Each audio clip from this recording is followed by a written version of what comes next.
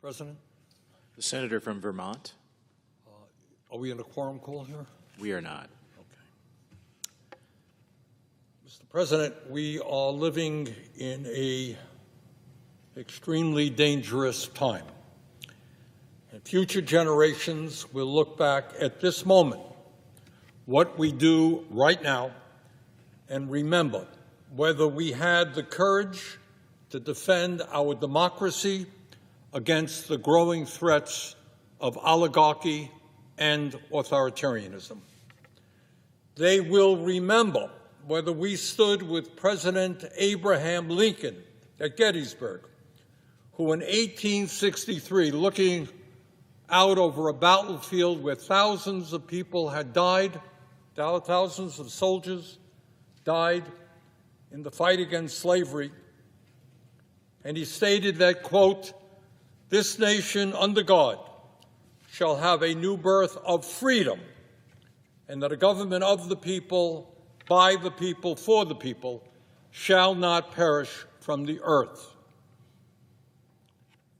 Do we stand with Lincoln's vision of America, or do we sit idly by and allow this country to move into a new vision? And that is a government of the billionaire class, by the billionaire class, for the billionaire class.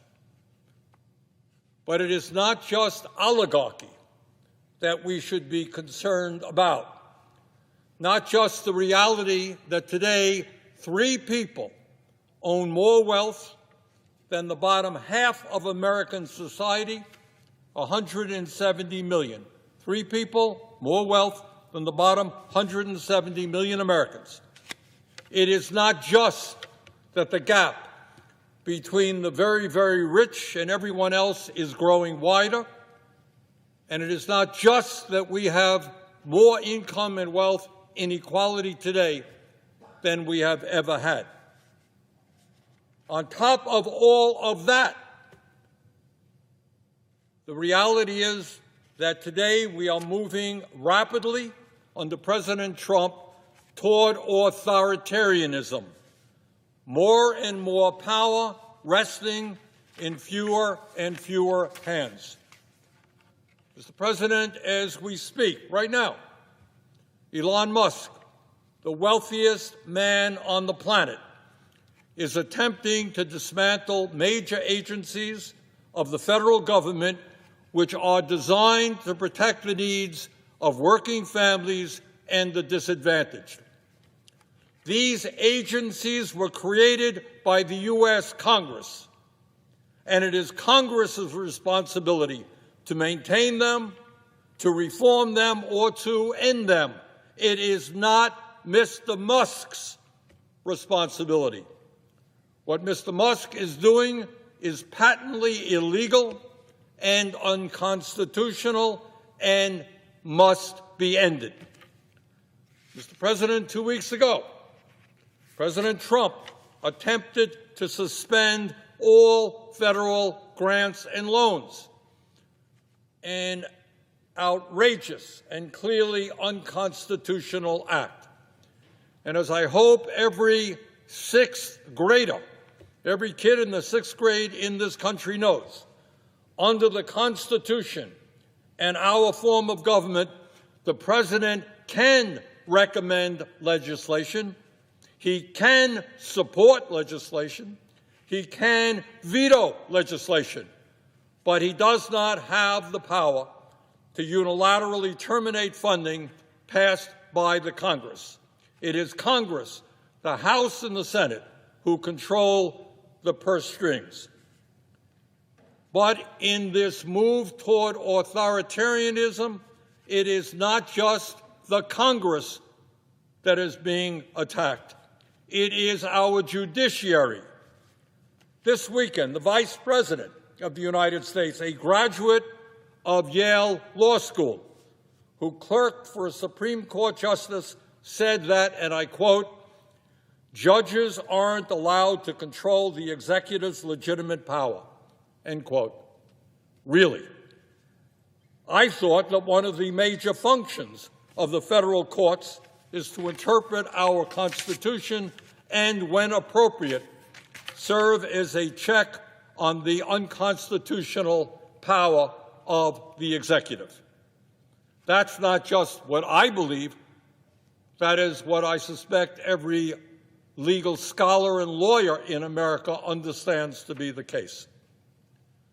Further, Mr. Musk, meanwhile, has proposed, and I quote, that the worst 1% of appointed judges be fired every year, end quote, and he demanded the impeachment of judges that have blocked him from accessing sensitive Treasury Department files. No doubt, under Mr. Musk's rule, it will be him and his billionaire friends who determine who the worst judges are. And no, Mr. Musk, I must tell you, you don't impeach judges who rule against you here in the United States. You may or may not know this, Mr. Musk, but under the U.S. Constitution, we have a separation of powers, brilliantly crafted by the founding fathers of this country in the 1770s, and it has worked pretty well throughout our country's history. We have an executive branch, we have a legislative branch, and we have a judiciary. Mr. President, what we are seeing now is not just an organized attack on the power of the Congress and the responsibility of the judiciary. Mr. Trump and his friends are not just trying to undermine two of the three pillars of our constitutional government, Congress and the courts, they are also going after the media in a way that we have never seen in the modern history of this country. Trust me that every member of Congress will tell you that the people working in the media and media organizations are not perfect. We have all had our experiences with the media. Media, like everything else, makes mistakes every day. But I do hope that every member of Congress understands that you cannot have a functioning democracy. You cannot have a free flow of information. You cannot have the pursuit of truth without an independent press. A press not intimidated by presidents of the United States, but a president who writes it and sees it the way they understand it to be. And in that regard, I want to mention to my colleagues what President Trump has done just in recent months. Mr. Trump has sued ABC and received a $15 million settlement. He has sued Meta, the parent company of Facebook and Instagram, and received a $25 million settlement. He has sued CBS and its parent company Paramount and is right now in negotiations over a settlement. He has sued the Des Moines Register for a poll results that he didn't like, and his FCC is now threatening to investigate PBS and NPR, major news outlets in our country. In other words, we have a president of the United States who is using his incredible power and the power of his agencies to go after media in this country who are saying and doing things he does not like. How are we going to have an independent media if journalists are looking over their shoulders, fearful that their reporting will trigger a lawsuit from the most powerful executive in the world? Mr. President, in the midst of all of this, I think that now is the time to ask a very, very simple question, something I think that is on the minds of millions of Americans. What do Mr. Musk, Mr. Trump and their fellow billionaires really want. No, it's not really taking over Greenland or the Panama Canal, all that stuff. The real question is, what is their endgame? What is their goal? What are they striving for? And in my view, the answer really is not complicated. It is not novel. It is not new. It is, in fact, exactly what ruling classes throughout history have always wanted and have always believed to be their right, and that is more power for themselves, more control for themselves, and more wealth for themselves. And in their pursuit of more power, more control, and more wealth, they are determined to not allow democracy and the rule of law to get in their way. For Mr. Musk and his fellow oligarchs, the needs, the concerns, the pain, the ideas, the dreams of ordinary people are simply an impediment to what they, the oligarchs, are entitled to. And that is really what they believe. They are entitled to all of the wealth and the power they have, and they are determined to stop anyone who gets in their way. Mr. President, this process, this phenomenon that is going on right now is not the first time that we have seen this in our country's history. As I think many Americans understand, in pre-revolutionary America, before the 1770s, before the creation of the United States and the writing of our Constitution, the ruling class of that time governed through a doctrine called the divine right of kings. The belief that the King of England was an agent of God, that God appointed him, and that he was not to be questioned by mere mortal human beings. He was appointed by God. In modern times, we no longer have the divine right of kings.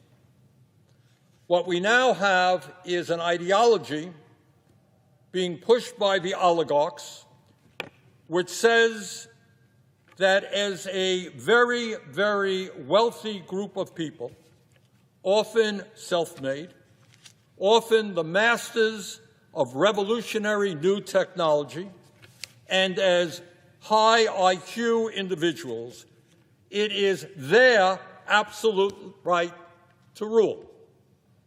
In other words, the oligarchs of today are our modern-day kings. And Mr. President, it is not just power that they want. Despite the incredible wealth that they currently have, they want more and more and more. Their greed has no end. Today, Mr. Musk is worth $402 billion. Mr. Zuckerberg is worth $252 billion, and Mr. Bezos is worth $249 billion. With combined wealth of $903 billion, these three people own more wealth than the bottom half of American society, 170 million Americans. And not surprisingly, since Trump was elected, their wealth has soared. Musk has become $138 billion richer, Zuckerberg has become $49 billion richer, and Bezos has become $28 billion richer since Election Day in November. Meanwhile, Mr. President, while the very rich become much richer, 60% of Americans live paycheck to paycheck. 85 million Americans are uninsured or underinsured in terms of health care. 25% of our seniors in this country are trying to survive on $15,000 a year or less. 800,000 Americans are homeless, and we have the highest rate of childhood poverty of almost any major country on earth. And real inflation-adjusted wages for the average American worker has not gone up in 50 years. Does anyone really think that the oligarchs give a damn about ordinary? Trust me, they don't. Musk's decision to dismember USAID means that tens of thousands of the poorest people in this world will either go hungry or die of preventable diseases. Tens of thousands of people. But it's not just USAID and what's happening abroad. Here in the United States, mark my words, if we do not stop them, they will soon be going after the health care, nutrition, housing, and educational programs that protect the most vulnerable people in our country, all so that they can raise the money they need to provide huge tax breaks for themselves and for other billionaires. As modern-day kings who believe they have the absolute right to rule, they will sacrifice without hesitation the well-being of working people in order to protect their power and their privileges. Further, they will use the enormous media operations they own to deflect attention away from the impact of their policies while they entertain us to death. Mr. Musk owns Twitter. Mr. Zuckerberg owns Meta, which includes Facebook and Instagram. And Mr. Bezos owns the Washington Post and Twitch. Further, they and their fellow oligarchs will continue within our corrupt campaign finance system to spend huge amounts of money to buy politicians in both major political parties. Bottom line, the oligarchs, with their unlimited amounts of money, are waging a war on the working class of our country, and it is a war that they are intent on winning. Now, I'm not going to kid anybody. The problems that our country faces right now are enormously serious, and they are not easy to solve. Our economy is rigged. The rich get richer, poor get poorer, and the middle class struggles. Our campaign finance system is totally corrupt. Billionaires can now pour as much money as they want into both political parties. And climate change is ravaging our country and the world with unprecedented levels of extreme weather disturbances, among many other crises our country faces. But, Mr. President, in the midst of all of these crises, this is what I do know, and this is what I do believe.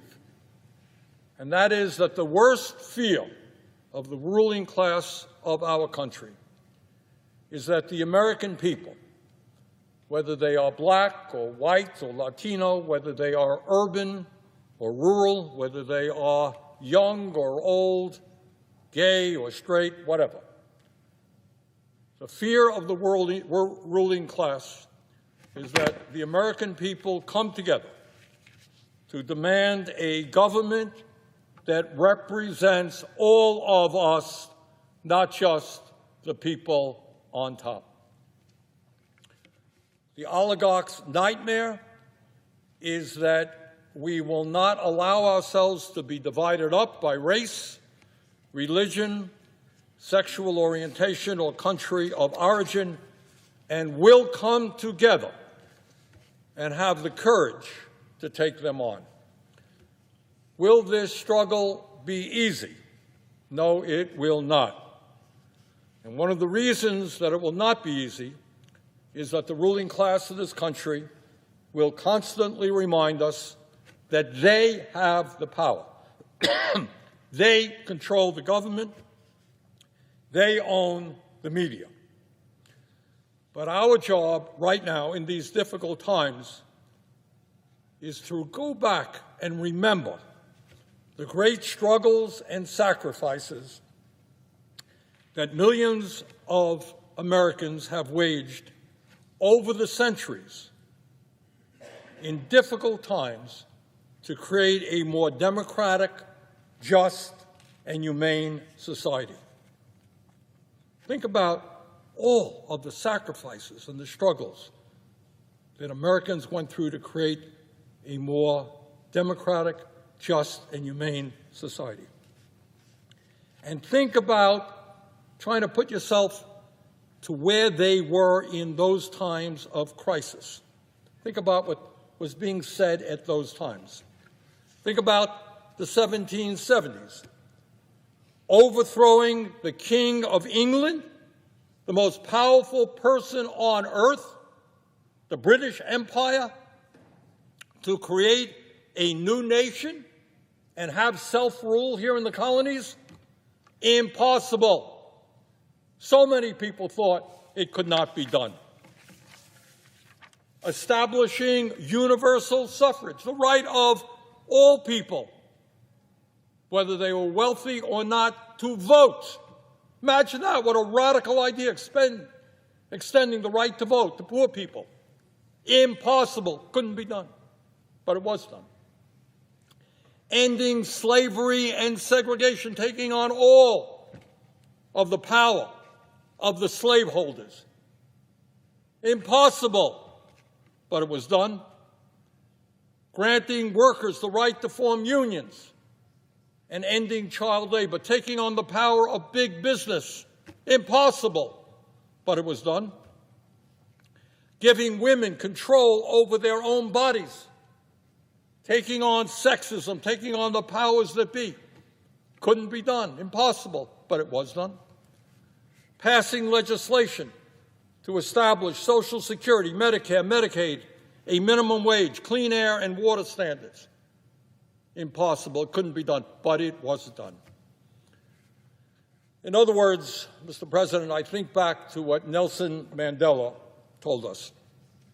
And he said, everything is impossible until it is done.